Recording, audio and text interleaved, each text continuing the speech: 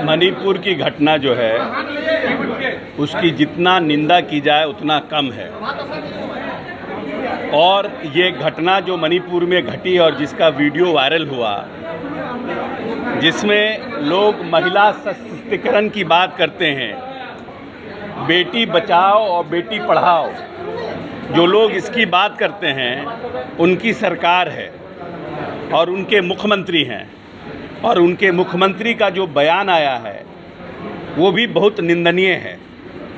मुख्यमंत्री का बयान लगता है कि मुख्यमंत्री पूरी घटना से संवेदनशीलता नहीं रखते हैं।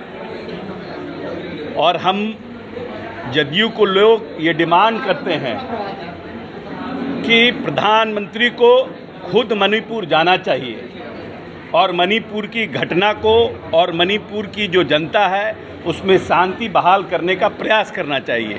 प्रधानमंत्री जी, गृह मंत्री जी सब काम कर रहे हैं, लेकिन मणिपुर में जो उनकी सरकार है वहाँ 1 महीने से लगभग अशांति पूरे प्रकाष्ठा पर है। उसके बारे में न भारतीय जनता पार्टी के किसी नेता का कोई बयान आया है, न भारतीय जनता पार्टी के शीर्ष नेताओं ने उसके प्रति अपनी संवेदना व्यक्त की है। सिर्फ ये कह देने से कि किसी भी लोगों को छोड़ा नहीं जाएगा, हमको लगता है कि ये पर्याप्त नहीं है। किसी न किसी तरह से पूरी तरह से मणिपुर में शांति बहाल हो, जल्द से जल्द बहाल हो, मानवता की वहाँ रक्षा हो, इसका प्रयास केंद्र सरकार को करना चाहिए। नहीं, हम तो कह रहे हैं कि वहाँ पूरी तरह से वहाँ की व्यवस्था चरमरा गई है और राज्य सरकार, क्योंकि ये घटना लंबे समय से चल रहा है और राज्य सरकार स्थिति को नियंत्रण करने में सक्षम नहीं हो पा रही है, इसलिए केंद्र सरकार को इसमें इंटरवेन करना चाहिए। और केंद्र सरकार को, केंद्रीय नेतृत्व को मणिपुर, क्योंकि भारतीय जनता पार्टी के पास है, इसलिए तत्काल इंटरवेन करके शांति बहाल मणिपुर में करना चाहिए। अपोजिशन की जो मीटिंग हुई है बेंगलुरु में, उसके बाद प्रधानमंत्री ने कहा है तमाम जितने परिवारवादी हैं, भ्रष्टाचारी हैं, घोटालेबाज हैं, वो सभी एक प्लेटफॉर्म पर एक जगह इकट्ठा हो रहा है। प्रधानमंत्री ने कहा अब ऐसा है कि ये बताने की ज़रूरत नहीं है कि जो उनके घटक दल हैं, आज तक तो एनडीए के बैठक हुई नहीं 9 साल में, लेकिन क्या ऐसी आवश्यकता पड़ गई कि एनडीए को 38 दलों की बैठक बुलानी पड़ी और अपना कुनबा बड़ा करना पड़ा। पटना में नीतीश जी के नेतृत्व में जो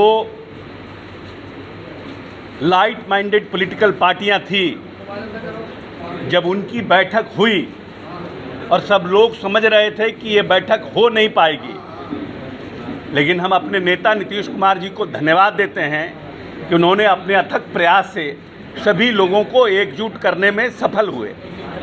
और जब उनकी बैठक यहाँ सफल रूप से हो गई, तब उन लोगों ने एक एनडीए की बैठक बताई। जहाँ तक परिवारवाद का बात है, माननीय उप मुख्यमंत्री तेजस्वी यादव ने बड़ी विस्तार से विधानसभा में जितने परिवारवादी लोग भारतीय जनता पार्टी में हैं उनका नाम गिनाने का काम किया है। इसीलिए परिवारवाद पर या भ्रष्टाचार पर जो लोग दूसरे पर उंगली उठाते हैं तो 3 उंगली आपको खुद आपके ऊपर आती है।